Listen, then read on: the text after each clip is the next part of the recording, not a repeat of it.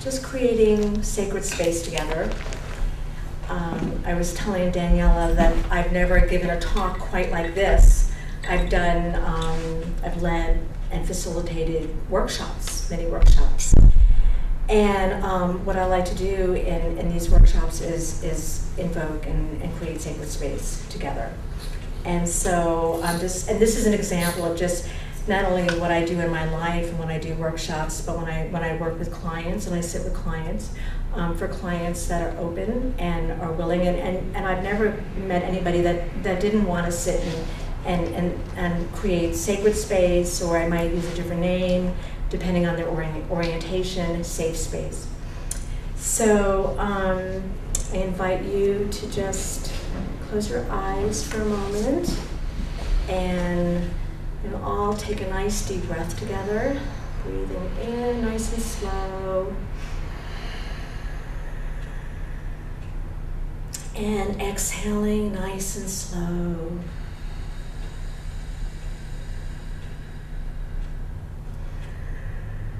Breathing in.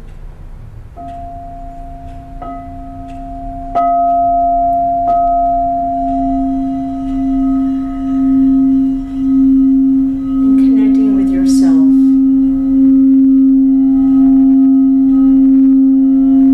Connecting with the goal.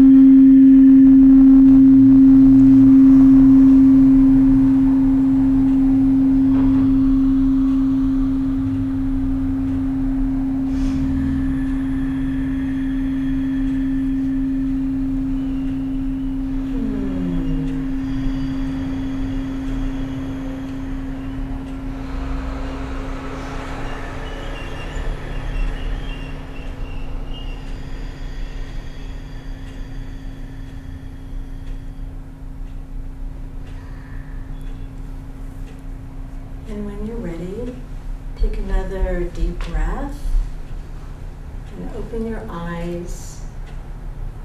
Come back into the room.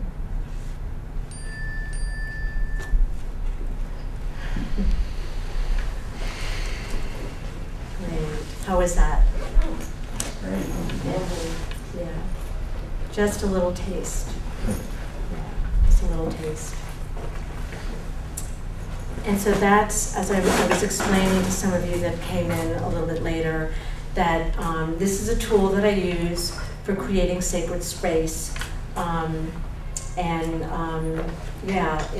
It's a tool for invoking spirit and invoking whatever it is I'm needing in my life. So, great. So,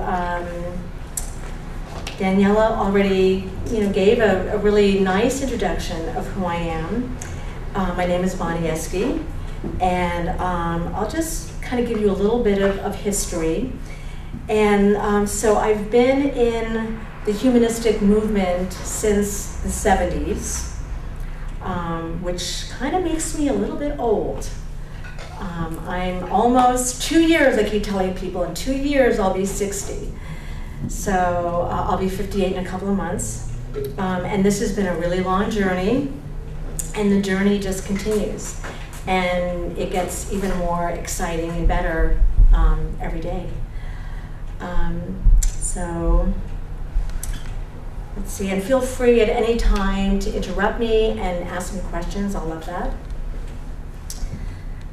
I started meditating when I was about 16. And around 18, I went to college, and I was a dance major in college and was on a dance therapy track. And a lot happened. A lot of space had happened and a lot of detours.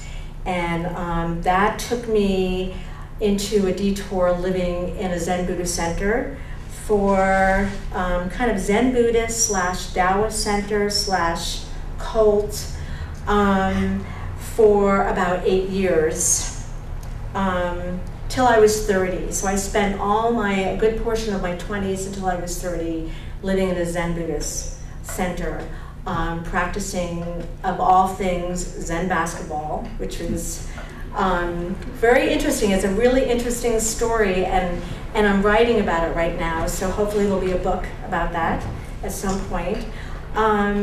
Practicing Tai Chi, which I practiced for about 12 years, and then a lot of intensive mindfulness and meditation.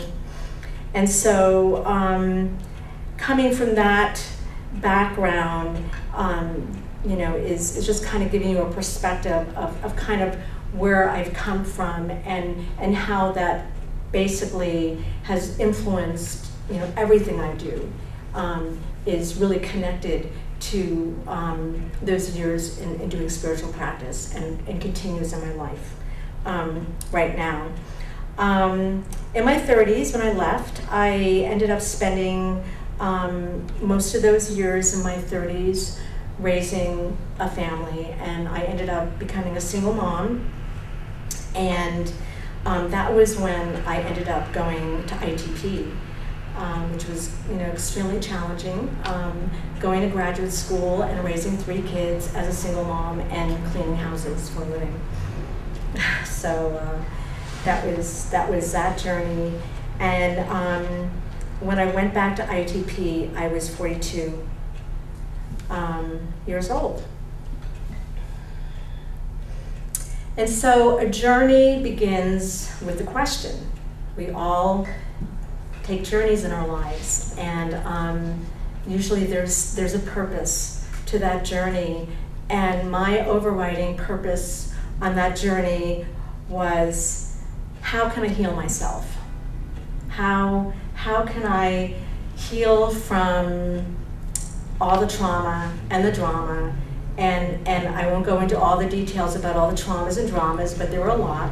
I was told by a teacher that I was manic depressive when I was 18. And for all practical purposes, I had a lot of the symptomatology of of being manic and having major highs, and they were wonderful. Out of the body experiences, just amazing spiritual experiences. Luckily no psychosis. And then a lot of depression, a lot of sadness, and suicidality. And so my journey began looking for healing for myself, and I just ended up studying all kinds of modalities and spent years and years in traditional psychotherapy, which is basically, talk therapy. And what I discovered was I had great insights into myself, and I understood everything about family dynamics and my family dynamics. I was able to somewhat manage my symptoms, but I wasn't, quote, healed. And that wasn't good enough. I was looking for the real deal. Like, there has to be true healing out there, transformation. I was looking for transformation, and that word gets a kind of a bad rap sometimes. A lot of people don't like using that word, even healing and transformation. I love that word. I see, for myself, psychotherapy is the business of transformation. So that's the business I'm in. And so what happened was, in checking out and exploring multiple modalities, from primal scream to psychodrama to Gestalt to psychosynthesis, I just kept exploring because I was not satisfied. There has to be a way in which I can actually really heal my whole being. And what happened was that brought me back to the body, back to soma, the body, and that is the theme of my talk today, is based on somatic holistic psychology. And as you recall, I mentioned that I was a dance major and was on a track to become a dance therapist. And because of a lot of things that had happened and a lot of detours, that didn't happen. But as I continue with this story, we'll see where that leads. So again, feel free to slow me down if I'm talking too fast, let me know. I want to quote you something from Christine Caldwell, and she's written a book, several, but the one that this quote comes from is Getting Our Bodies Back. Christine Caldwell founded and developed the Somatic Psychology program at Naropa Institute in Colorado. And probably a lot of you have heard of that. Yeah, you've heard of Naropa. Okay. Body-centered psychotherapy is a kind of clinical work that puts the body into action as a means of accessing repressed and fragmented parts of the self. It operates on the premise that sensation, breath, and movement are the body's form of speech. And if we listen to this speech, we can complete and release stored trauma. So I just want to say again, it's a premise that sensation, breath, movement are the body's form of speech. And she talks about it as body speech. We are embodied beings. I like the concept, we're spiritual beings having a physical experience, and not the other way around, but still we're embodied, we're in these bodies. And she wrote 7 principles, and principle number 5, and I'll just talk about this one because this is really key to a lot of what I want to talk about, is our bodies love to move and must move. Our bodies love to move and must move. And I guess if you're not a mover and a shaker, that might not be appealing. I mean, because if you're very cognitively based, if you're a thinking type, and you probably know the different types, the thinking type and the feeling type and the intuitive type. For a thinking type, they may not even know that they have a body. And so if I were to speak to someone who's a thinking type, they might want to challenge me on that. But that is my experience in all of this, is that the body does love to move. So there's a lot of ways of accessing the wisdom of the body. And she talks about listening to the speech of the body. And so there's a couple of things. There's a lot of ways to listen to the body. And I'm going to talk about two specific ways that have been very impactful in my life. One is Qigong.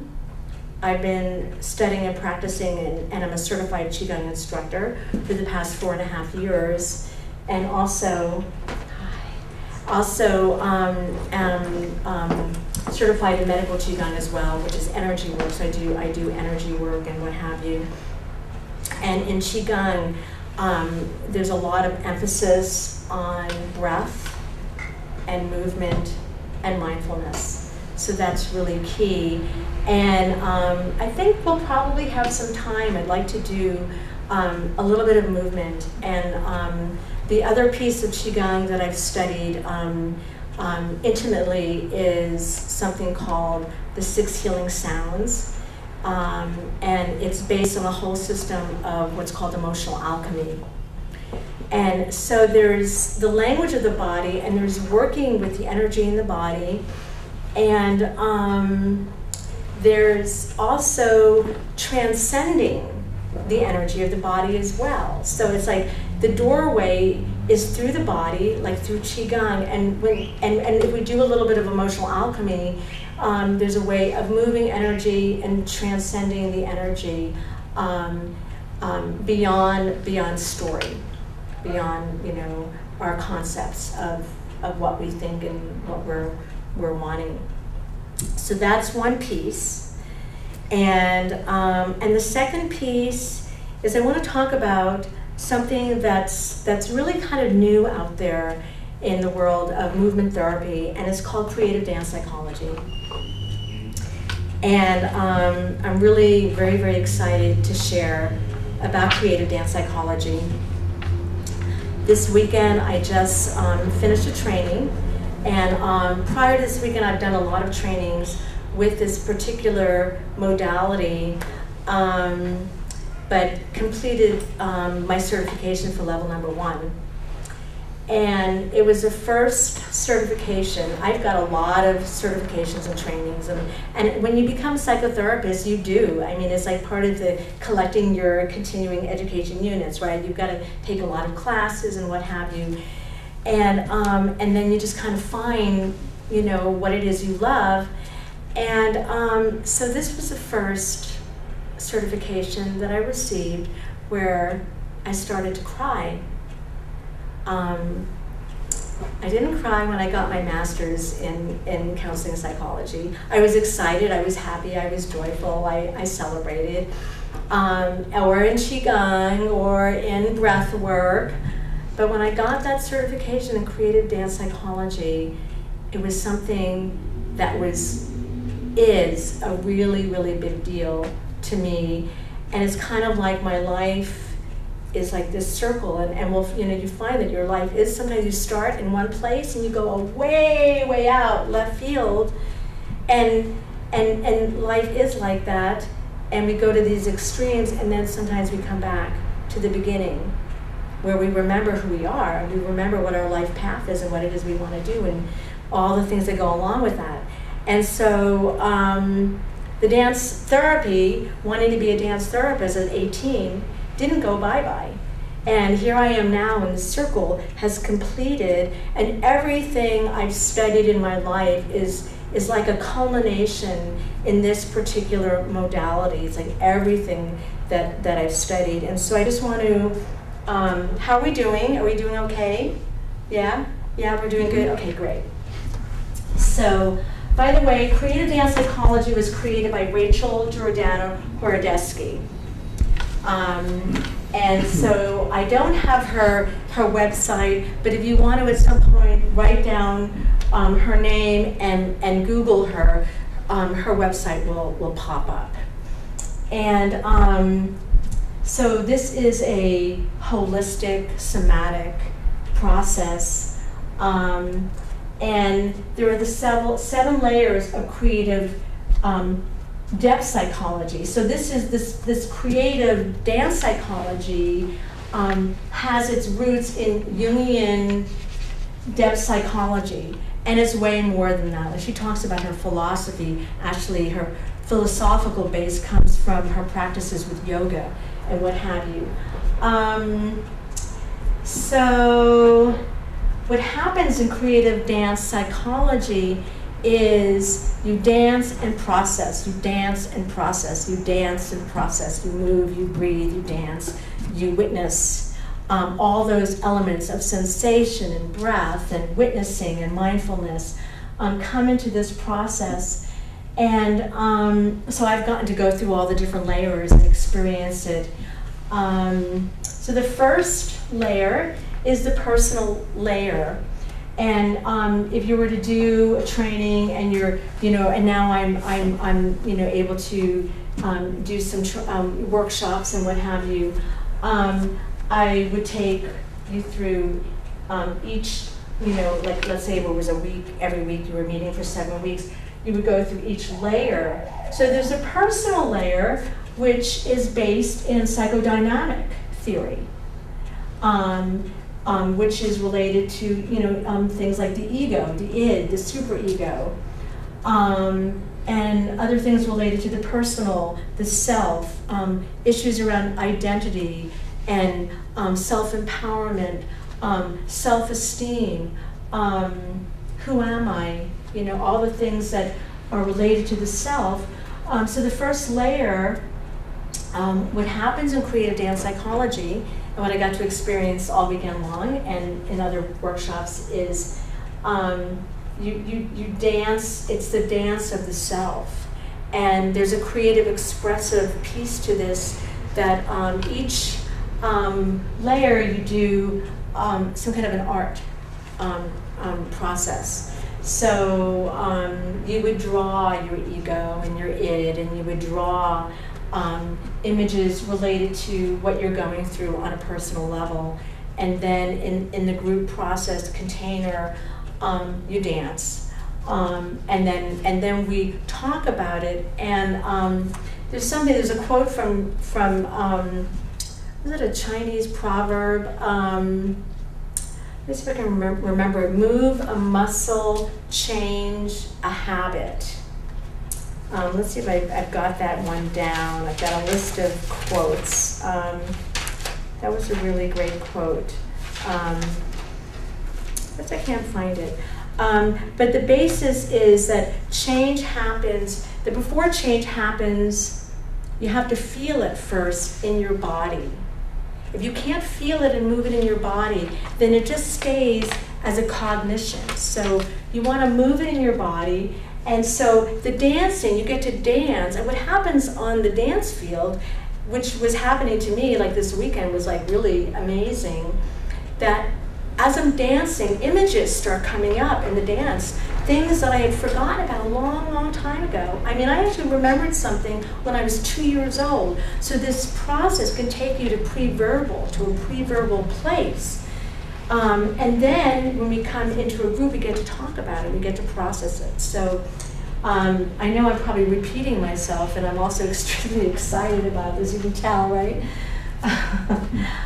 So the second layer is a relationship layer, and so attachment theory comes into the relationship layer, and issues of, for instance, the hero, various roles we play, or how we see ourselves hero, victim, fool, perpetrator, and then various patterns. You can think of like all the patterns that we have in our relationships. So in that layer, you get to you dance it, and and there's a lot of partnership dances that happen, so that you get to kind of role play. And when you if anyone here were to become a creative dance psychologist, you get to adapt the modalities to what feels good for you. And so what happens is you can introduce different scores. And so in this, you just introduce relationship scores, and then dance with the issues, and then process and talk about it afterwards. So then there's the family layer. And then, so the other theories, family systems and structural, strategic, Bohemian, all of those theories come into play in the family layer. And one of the things that we do as far as drawing is that everybody does a kinetic drawing. And you do a kinetic drawing around something you did or you like to do with your family, and then we share it. We share it in the group context, and then you get to dance various family dynamics. And so you might be in a group of 3, and maybe one person might play out being a first child born, or a second child born, or a third, and you can take turns playing different roles, and then dancing. And while you're in the dance, it's a pretty nonverbal process. Then there's the ancestor layer, and postmodern Jungian psychology comes into. Yeah. I just have a question. When you say play that out, like the firstborn, secondborn, like how? Can you give an example of that? Sure, that's a great question. Thank you for asking.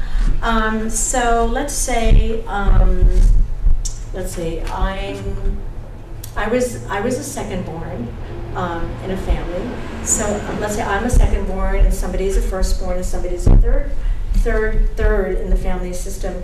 And so we might be we'd be in a group, let's say of 3. In that would be the dance of 3. And there would be music, there would be a song that would be on, and you'd want to kind of, what happens is you don't really have to think very much. Once something is evoked, your body kind of knows. It's like all the issues that come up around, being a second child, it's like maybe you didn't get a lot of being in the middle, being squeezed between 2 kids, and all the issues that come up, and you're dancing that issue with a firstborn person, and so the dance is you're literally dancing, and then you might even switch roles. Like, gosh, what would it feel like to have been born, the first child to be born?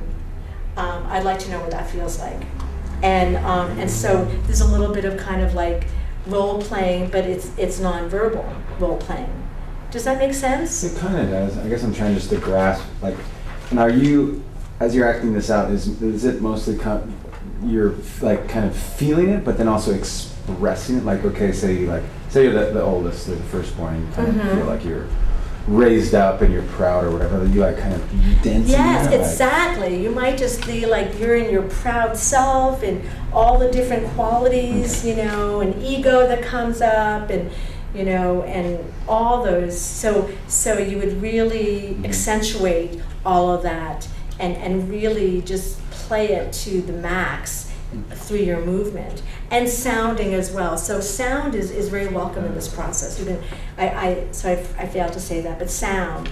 What kind of sounds would you make as a firstborn, as opposed to what kind of sounds would you make as a secondborn? And the psychological issues, that, like, for instance, I can see this in my daughter, who, the secondborn, somehow she just never feels like she gets enough. She just never feels like it's ever fair. It never was fair. It was like her sister always gotten more, and it really isn't true, but it just seems to be a core issue for her. You know, the not enough, it's not fair, so I'm dancing mine, oh, it's not fair, you know, but I'm not saying it, I'm just doing body language. And it's like, once you're doing that, you feel those feelings in the dance, and then you talk about what came up for you in the circle, where you might pair up and talk with your partner. It's like, oh, this is what came up for me, and oh, wow, I really see that still is playing out in my life, and in all the different ways that it played out. And the thing about the family, you know, especially for, you know, a lot of you, many of you, all of you will be probably working with families. And being able to bring some of these modalities into the family structure, I think is like a really incredible tool. Is kinetic drawing sort of a moving family sculpture that someone like does their family, or is it just you set up a system like we're doing the different birth orders and now everybody just plays at the same time from whatever's coming from their own thing? The structure, we were talking, the sculpture, that comes from Virginia Satir and body sculpting, and that's actually a fabulous thing to do.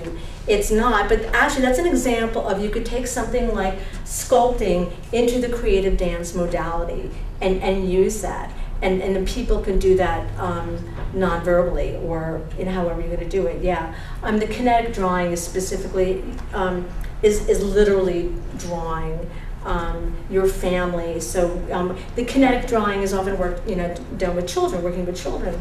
You know, draw your family. You know, what does your family look? Draw an activity in which your family got together. In the sense that you're asking them to draw an activity. Exactly. Okay. That's exactly. And so then you will, you know, draw. And then dance it out in the family. And I just want to say something about families, because this is something that I've thought about a lot, and I haven't quite worked with families in this way, but it's something that I'm really wanting to do. Is and the concept that came to me was after I did a long weekend Qigong workshop, and actually it might have been a week. I was in my certification program, and I was just sitting and I was meditating, and the thought came to me: families that play together stay together. And I've been thinking a lot about that, and the fact that I think that we're kind of a play-deprived culture. You know, people don't know how to play anymore, and it's really sad. And even children don't know how to play anymore. You know, I mean, you still see little children playing, but it's like, you know, in the educational system, you know, the cognitive piece is just coming in way too quick. You know, I just feel like, developmentally speaking, our educational system is just so geared towards, you know, the neck up, and children, it doesn't relate to children where they are developmentally at all. It's maybe kind of the same question that this gentleman asked, but a lot of the language that you're using when you talk about sort of the way that the dance is structured, or the way that maybe directions are given, reminds me a lot of a class I took based on Blanche Evans' work. I guess I'm wondering, is the dance therapy part of creative dance psychology based in certain theories from previous dance therapists? Because I know that the Jungian part of it comes from, did Rachel make up the dance part of it, or did she get that from a specific dance therapist? Is that, am I making sense? Yeah, that's a great question. And I actually have her manual here. It's not complete, it's not published yet, so she's kind of like, I feel like this is a gift that, you know, she let me, you know, she sent this to me recently when she knew I was talking. And there is a place where she addresses that question as far as, you know, her history. And influences when it comes to her influences, exactly. One of her strong influences came from 5 rhythms. Yeah, and I don't know how many of you are familiar with the ecstatic dance movement. So, can I see some hands? Is anyone here? Okay, all right, everybody's got their hands up for that one. I think that Gabriel Roth was a major influence. That was probably the main one. And then there's something called Spirit Weaves. And she says that Spirit Weaves is the energetic foundation and inspiration for creative dance psychology. It is a constantly evolving practice that integrates 5 rhythms practice and soul motion. So soul motion as well, and some of you probably know the work of soul motion as well. Vin, I want to say I don't know how to pronounce his last name. Vin Martin. And in soul motion, they do actually have the 3 main levels. From my experience with it, there's the dance with yourself. So, and I haven't had a lot of experience with soul motion. I've had a lot of experience with 5 rhythms. I started dancing in the 5 rhythms community 27 years ago when I went to Hartwood Institute, which is where my first child was conceived.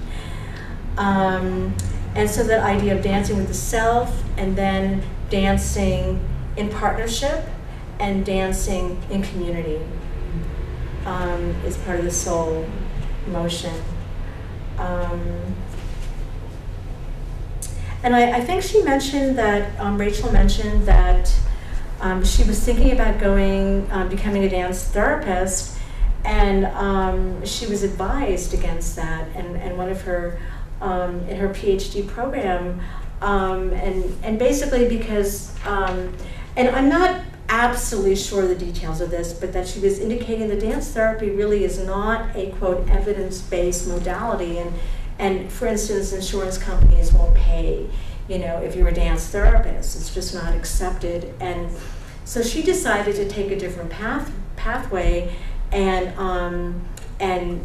create this modality, which she's still working on the research to create an evidence-based research so that. That's awesome. Yeah, isn't that awesome? Yeah, is that going to be part of the book that she publishes, or is the research going to be a separate publication? It's probably going to be separate. I think that what I have right now is the beginning of a manual that describes all the different aspects of how this all works together, and what she'll give to all her students. This is I wasn't supposed to get this until level 2, but I have it here. So yeah, how are we doing? Okay, we're doing pretty good. Any more questions? Sorry. Yeah, sure. I don't know if you want to do it now, but I'm really curious about what scores are and how the music is chosen for the different things, because it's so powerful. Is it similar to 5 rhythms where they're trying to get, there's a pattern with the music?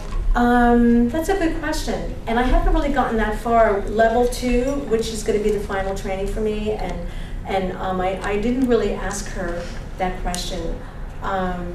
Though I would say that even though there is music that's related to the different waves, it doesn't follow a wave pattern, specifically in this modality. But if you were wanting to bring in a 5 rhythm wave pattern into a creative dance psychology practice, let's say you're practicing as a creative dance psychologist, then you could, because it's so adaptable. You can really do.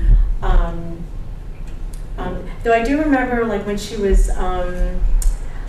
doing, when I did the family layer with her, and that wasn't this weekend, but it was another time. The music, the song, "We are family, da da da da." Yeah, so so I've noticed that she chooses music that's very related to the theme that you're working with, and so I have to get going. Oh, okay. Yeah, you're welcome. Okay, yeah.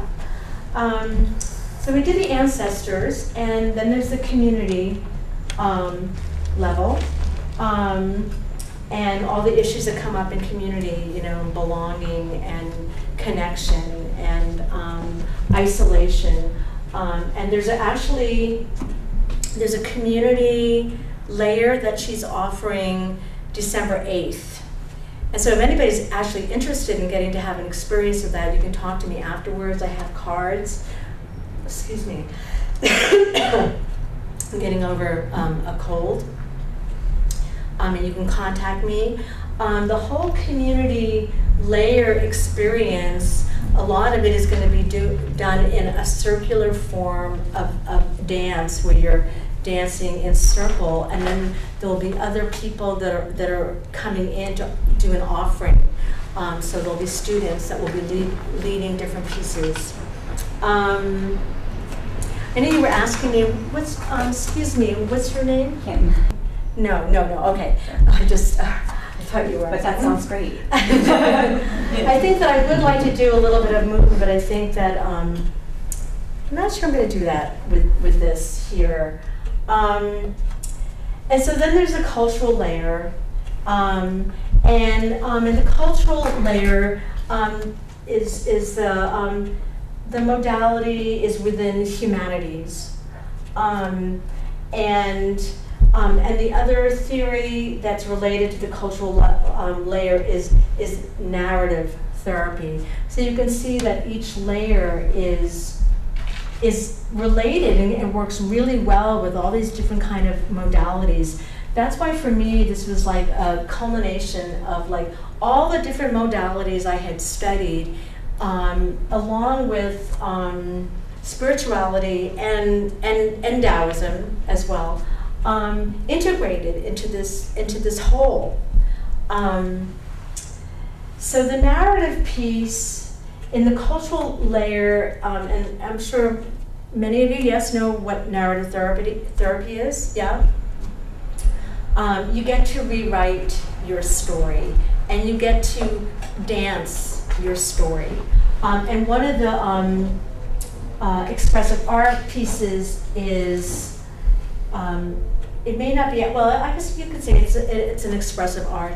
You actually rewrite your story, and then you share that. You share what your story was, and there'll be a dance where you dance your old story, whatever that old story was.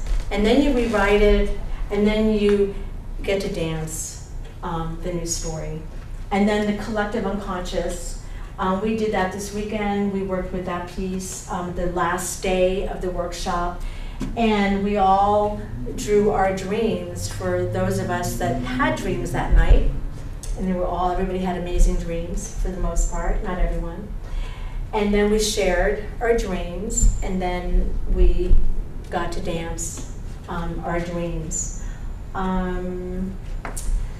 So yeah. I'm curious how, if at all, you implement alternative modalities in your personal private practice with clients versus in workshops. Like how you might bring in, and not just the dance, but I'm interested in any of your, because it sounds like you have a variety of certifications and interests, and how do you bring that in with a client? That's a great question, and I'm really glad you asked it. And do you do it under your license, or as, because I noticed you are a spiritual coach, so I don't know if you just do that as a spiritual coach, or if you do it under your license, and how do you do that? Yeah, thanks for asking. Yeah, I do have a separate practice. I have two practices, and one is where I do energy medicine, hands-on healing, massage. I've been a massage therapist for over 30-some years, and so that's a separate practice. And then there's private practice. I don't really separate the spiritual coaching as much. I mean, I feel like that can be integrated in with a regular psychotherapy practice. And I have here what I wrote out about what I call the psychotherapeutic encounter, and 6 steps to that encounter.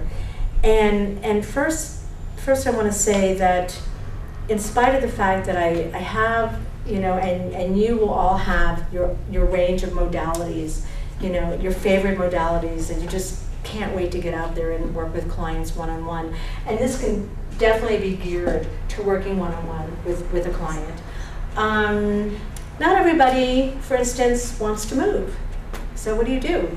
You know, not everybody wants to use sounding. I mean, I love using sound in my practice for anyone that wants to sound.